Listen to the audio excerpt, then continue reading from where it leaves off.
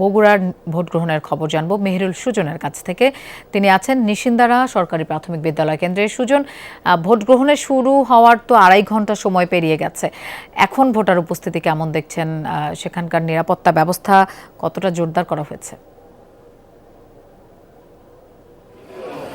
লোপা ঠিকই বলেছেন, 7:30টায় শুরু হওয়ার পর দুই ঘন্টা পেরিয়ে গেছে, প্রায় 2.5 ঘন্টা হতে চলল। তবে ভোটার উপস্থিতি কিন্তু কেন্দ্রগুলোতে সকালের তুলনায় কিছুটা বেড়েছে, তবে প্রার্থীদের বিবেচনায় সেটি কিন্তু একেবারেই সন্তোষজনক নয়। লোপা, আপনি নিচে দেখতে পাচ্ছেন আমি এখন যে কেন্দ্রটিতে রয়েছি, নিশিন্দারা সরকারি প্রাথমিক বিদ্যালয় ভোট কেন্দ্র। এখানে পাশাপাশি দুটি শিক্ষা প্রতিষ্ঠানে মোট 4টি ভোট কেন্দ্র, এবং আমরা বরাবরই বগুড়া পৌর এলাকার এই ভোট কেন্দ্রে দেখি যে সকাল থেকে বিকেল পর্যন্ত ভোটারদের কিন্তু দীর্ঘ সারি থাকে।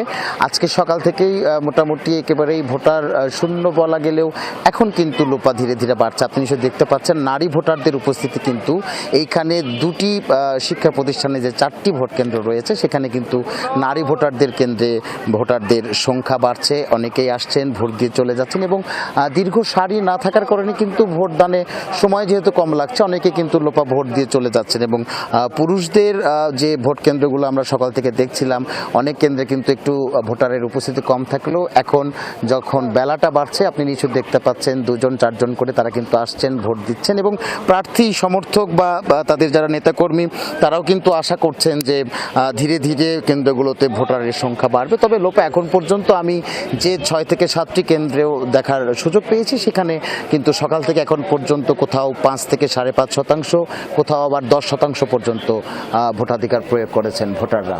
লোপা, সুজন, আপনাকে ধন্যবাদ আমাদের সাথে যোগ দেওয়ার জন্য।